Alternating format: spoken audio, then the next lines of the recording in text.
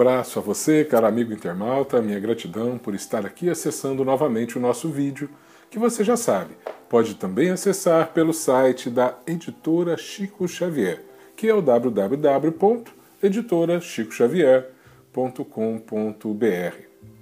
Hoje nós vamos tratar de um tema "Meu reino não é deste mundo".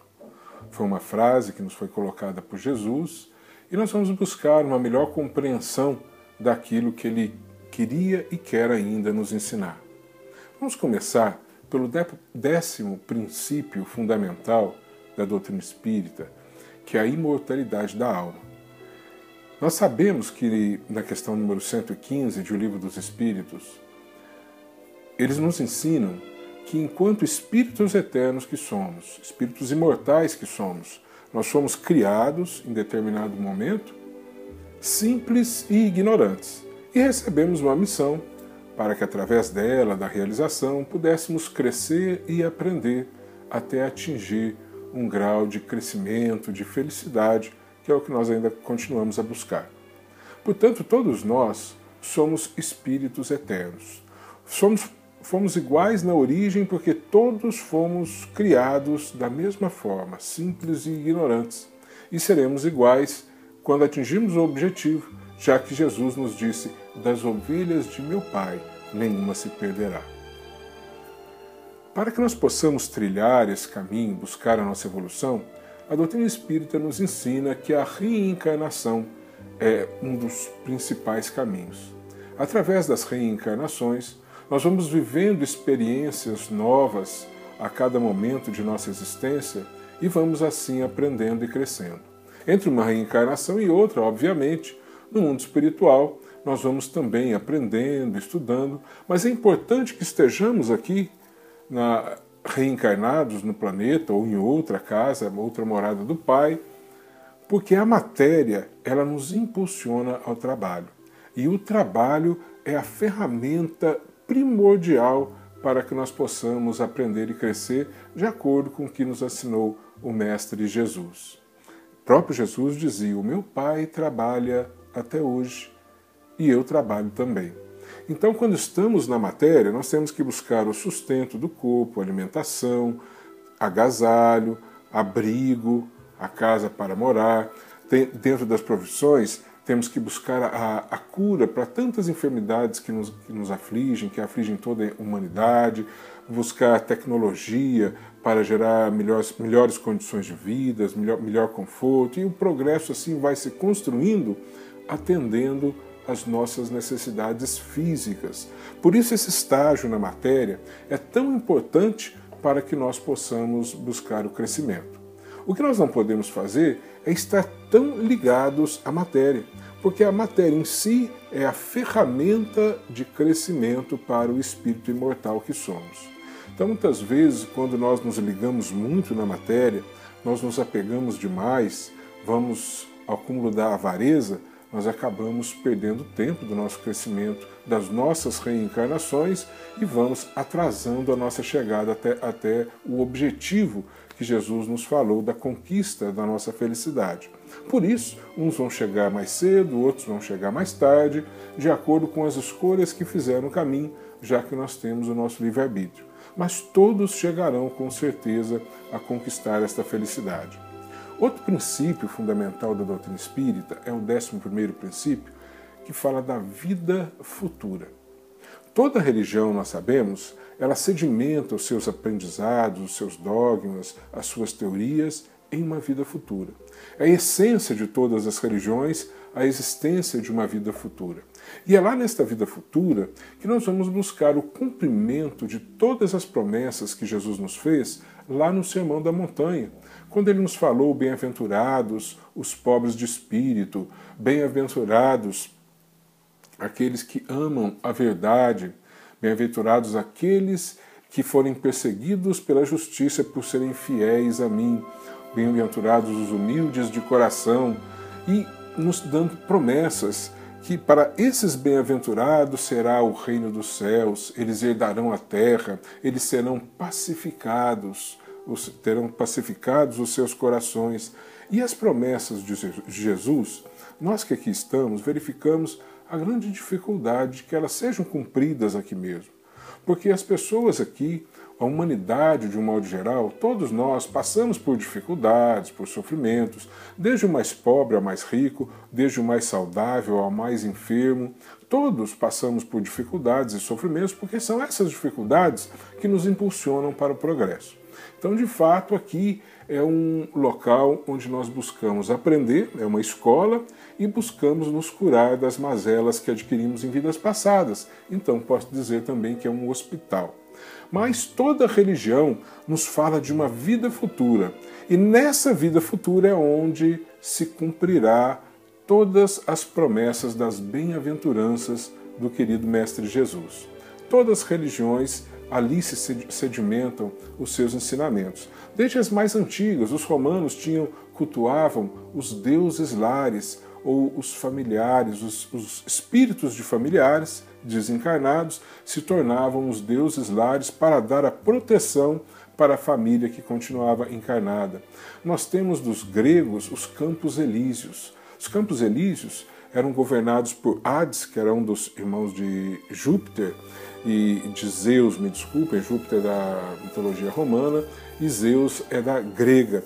Então, Hades, irmão de Zeus, ele recebia ali nos Campos Elíseos os homens bons depois da morte, e ali era a morada dos homens bons. Nós temos na teologia tradicional, na nossa co-irmã Igreja Católica, a crença no céu, no inferno e no purgatório. Temos o nirvana dos nossos irmãos budistas, enfim, toda a religião ela se sedimenta no seu ensinamento em uma vida futura. A questão 959 de O Livro dos Espíritos, ela nos esclarece o seguinte. A pergunta que Allan Kardec fez foi a seguinte: de onde nasce para o homem o sentimento instintivo da vida futura? Porque nós temos esse sentimento, né? A gente tem esta noção de que vai ter uma vida futura. Mesmo que a gente não saiba exatamente como vai ser, quando vai ser, mas temos a noção que não vai acabar tudo quando a gente morre. Não pode ser só isso, tem que ter algo mais. Nós temos essa crença que é inata em todo o ser humano. Aí os espíritos responderam assim: já temos dito, antes de encarnar, o espírito conhecia todas essas coisas, e a alma conserva vaga lembrança do que sabe e do que viu no estado espiritual. Portanto, antes de reencarnar no planeta, nós vivíamos no mundo espiritual. E lá, obviamente, nós tínhamos conhecimento dessa vida futura, desta verdade da reencarnação, e então nós teríamos conhecimento pleno que foi apagado pela a memória em razão da nossa reencarnação. Sabemos que em cada nova reencarnação, a nossa memória ela fica apagada. Não apaga totalmente para o espírito, apaga para o espírito reencarnado, porque a matéria ela filtra toda essa memória anterior para nos dar uma oportunidade real de nos renovarmos, renovar sentimentos, valores, amizades. Então, esta falta de memória do que nós fomos, do que fizemos, do que aconteceu conosco em vidas passadas, é o grande ensinamento para que nós possamos deixar de lado aquilo e tentar construir uma outra história a partir apenas dos bons sentimentos que nós podemos trazer de lá, deixando os equívocos para resgatar com débitos, por isso passamos por dificuldades, sofrimentos e vamos aprendendo para não cair mais naqueles mesmos equívocos que caímos outrora. Então, se nós já tivemos lá, nós trazemos esta noção para a nossa nova reencarnação de que existe essa vida futura no mundo espiritual, que existe a reencarnação, todos nós trazemos isso. Mas qual é esta vida futura? Não basta a gente saber que vai ter uma vida futura. É necessário a gente saber como será essa vida futura, que oportunidade eu terei lá. E essa foi a grande boa nova de Jesus. Porque quando ele chegou para nos anunciar o seu evangelho, a religião vigente na época, ela proporcionava a possibilidade de conquistar algo de bom nesta vida futura apenas através de sacrifícios que se dava a Deus no templo. Então se sacrificava animais de grande porte, de médio porte, de pequeno porte, só que esses animais custavam dinheiro. Para muitas famílias pobres, que tinham dificuldade até para manter a própria sobrevivência, como poderiam adquirir animais para sacrificá-los no templo. Então essas pessoas não tinham esperança nenhuma de felicidade aqui, nesta vida, e também não tinham esperança nenhuma de felicidade numa vida futura. E aí então chegou Jesus com a sua boa nova, anunciando um novo reino, o reino de Deus, onde todos nós poderemos chegar.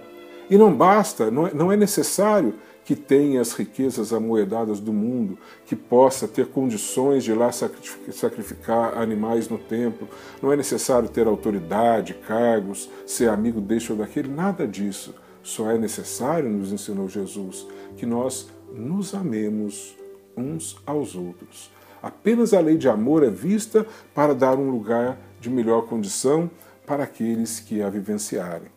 Portanto, esta era a boa nova de Jesus. Não apenas anunciar um novo reino, mas principalmente anunciar um novo reino onde a conquista para se chegar até ele, ela é democrática, ela abrangia todos, ricos e pobres, saudáveis e enfermos, fracos e fortes, todos poderiam chegar, como todos podem chegar a esse novo reino que nos ensinou Jesus. Mas nesta vida futura, nós sabemos das muitas religiões concebem como o céu, o inferno, o purgatório, né? Há religiões, há crenças, né? Não religiões, crenças que falam da metempsicose, que falam da transmigração da alma para o corpo, inclusive de animais, em determinadas situações, enfim. Muito se falou da vida futura em várias culturas, em várias religiões, em várias épocas da humanidade. Vem a doutrina espírita e nos coloca a vida futura em 2 pontos. Primeiro, no 12º princípio da doutrina espírita, que é o plano espiritual. Seria o primeiro momento da nossa vida futura. Desencarnamos e chegamos ao mundo espiritual. Então, no mundo espiritual, do qual nós temos notícia no livro Céu e Inferno, de Allan Kardec, que faz parte do Pentateuco kardeciano, ali várias entrevistas que Allan Kardec fazia com desencarnados, pessoas que na sua convivência ali na França, em Lyon, ele conhecia, ou pelo menos tinha notícia de como tinha vivido enquanto encarnado. Então ele vem evocar essas pessoas em uma reunião mediúnica, depois de desencarnados, para que elas pudessem relatar a ele que tipo de vida estavam tendo no mundo espiritual. E aí ele foi descobrindo que esta vida no mundo espiritual ela estava de acordo com os valores morais que essa pessoa se permitia ter vivido aqui. Não importava os títulos que a humanidade teria lhe proporcionado, a riqueza que aqui teria deixado, tudo isso era de só menos importância. A única coisa que de fato importava era a vida moral da pessoa, era o amor ao próximo, era o auxílio, era a boa convivência. Aqueles que souberam vivenciar dentro daquilo que ensinou Jesus, eles estavam gozando de uma vida melhor, de condições melhores e de uma felicidade maior no mundo espiritual. E ao contrário, aqueles que tinham gastado todo o tempo da sua reencarnação com coisas fúteis ou então com a prática do mal, estavam passando por dificuldades, dores e sofrimentos no mundo espiritual, independentemente da raça, da questão religiosa, da classe social de que eram provenientes. Então Allan Kardec foi relatando isso, está na segunda parte do livro Céu e Inferno, e é muito interessante a gente consultar lá para ver como que cada um vai se posicionando no mundo espiritual. E aí nós temos a lei de causa e efeito. Por toda ação de hoje terá um efeito no futuro. Se a ação for boa, for em benefício do próximo, for para construir algo de melhor, nós teremos uma resposta melhor e vamos receber algo de bom no futuro. Mas se a ação de hoje é equivocada, se ela é calcada em sentimentos negativos, de ódio, vingança, se eu prejudico o meu próximo com ela, ou então são de coisas fúteis, perdendo tempo, estando omisso, aí então eu vou receber na vida futura, eu vou receber em um momento futuro a dificuldade, o sofrimento para me recolocar no caminho do bem, para me recolocar no caminho do amor. Então, a lei de causa e efeito restou comprovada em razão dessa pesquisa feita por Allan Kardec, que nós podemos analisar na segunda parte do livro O Céu e o Inferno. Mas nós espíritas temos também a coleção A Vida no Mundo Espiritual, psicografada por Francisco Cândido Xavier, do autor espiritual André Luiz. Ela começa com um livro que todos conhecem, teve o filme Nosso Lar, nos contando, nos relatando a vida no mundo espiritual. O Nosso Lar começa a relatar a vida futura de André Luiz a partir do seu desencarne, praticamente. A sua estada no umbral, a sua dificuldade, depois o seu resgate, o seu socorro, a partir do momento que ele adquiriu a consciência e eleva uma oração sincera ao Pai, pedindo ajuda, ele é naquele momento ajudado e vai ser tratado em um hospital em Nosso Lar. E dali começa toda a experiência que André Luiz vai vivendo nesta colônia espiritual e que vai nos relatando numa série de 13 livros. Começa com o Nosso Lar, que relata mais as questões da vida na colônia, a situação na colônia, e depois parte para os Mensageiros e outros livros que vão mostrando a relação do mundo espiritual com o mundo reencarnado. Por várias incursões, estudos que André Luiz faz aqui na crosta planetária, na convivência, na interação com nós encarnados e na interação lá no mundo espiritual mesmo. E ali, nesses 13 livros, o mundo espiritual está totalmente exposto para que nós possamos melhor compreender. Mas nós temos também a lei da reencarnação. Sabemos que vamos ficar um pouco lá no mundo espiritual, alguns mais, outros menos, de acordo com a necessidade de cada um, mas haveremos de reencarnar no planeta ou em um outro planeta.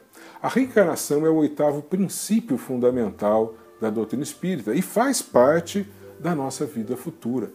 No Evangelho de João, capítulo 3, versículo 3, Jesus, numa conversa com Nicodemos, diz: na verdade te digo, que aquele que não nascer de novo não pode ver o reino de Deus. E aí Jesus anunciava a necessidade da reencarnação para que nós de fato possamos conquistar e buscar a nossa evolução.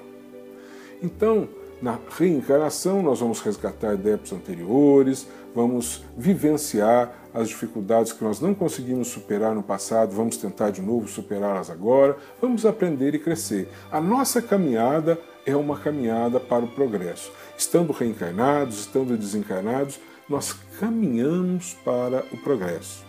Mas ora, se ora nós estamos aqui, ora nós estamos no plano espiritual, e quando Jesus nos disse: o meu reino não é deste mundo, onde então é esse reino de Jesus? Seria no plano espiritual? Bom, é algo que nós deveríamos verificar. No plano espiritual, quando nós formos analisar o plano espiritual, a gente vê que ele ainda não é um reino de benesses. Lá não reina aquela vivência de amor como Jesus nos ensinou. Porque no plano espiritual há os umbrais, onde vivem irmãozinhos nossos ainda perdidos, nas suas comoções, nas suas dificuldades, buscando superar os seus equívocos. Sabemos que há muita maldade no mundo espiritual, porque quando nós desencarnamos, nós não ficamos uma pessoa boa, um espírito bom só porque desencarnamos, ou não vamos saber de tudo da vida porque desencarnamos.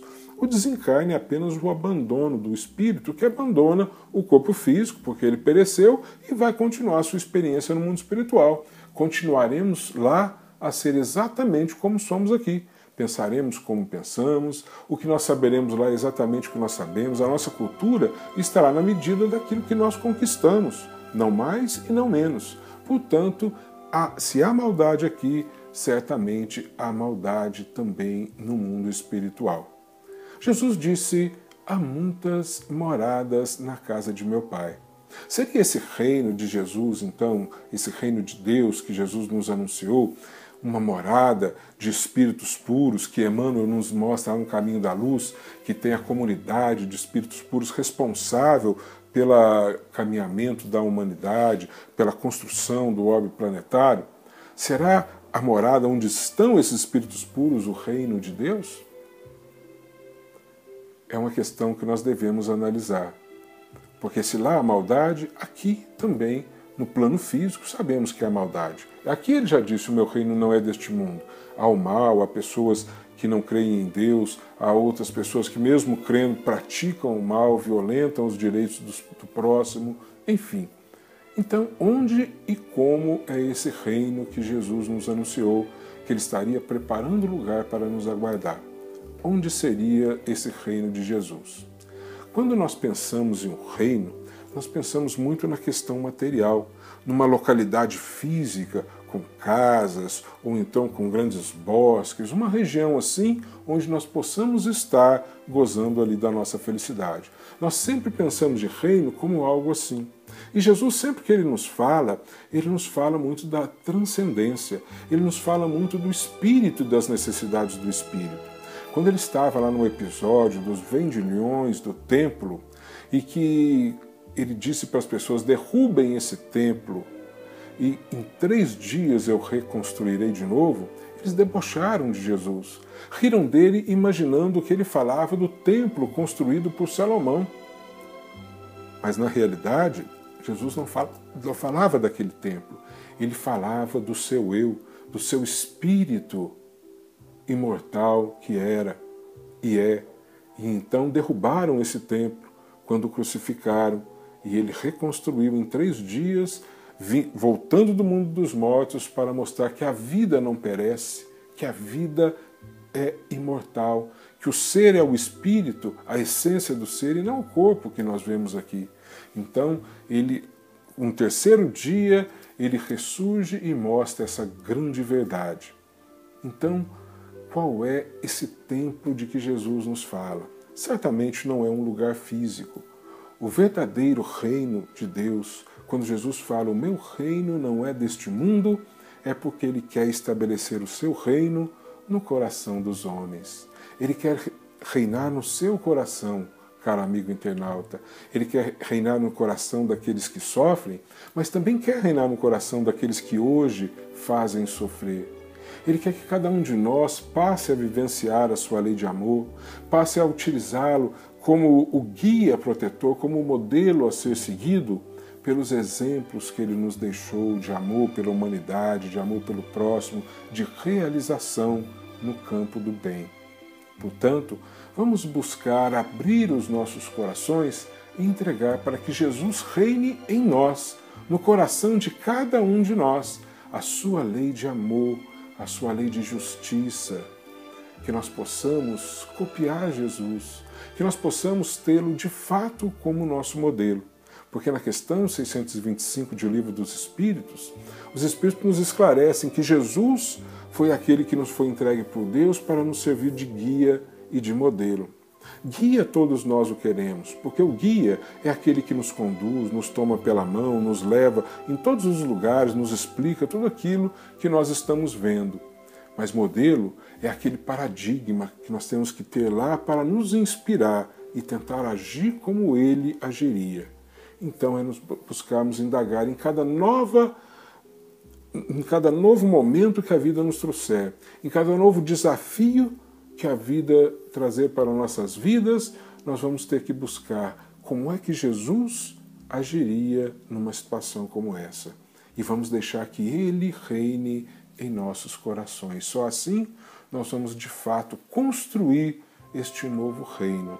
Que Jesus nos abençoe e ilumine os nossos corações. Muita paz.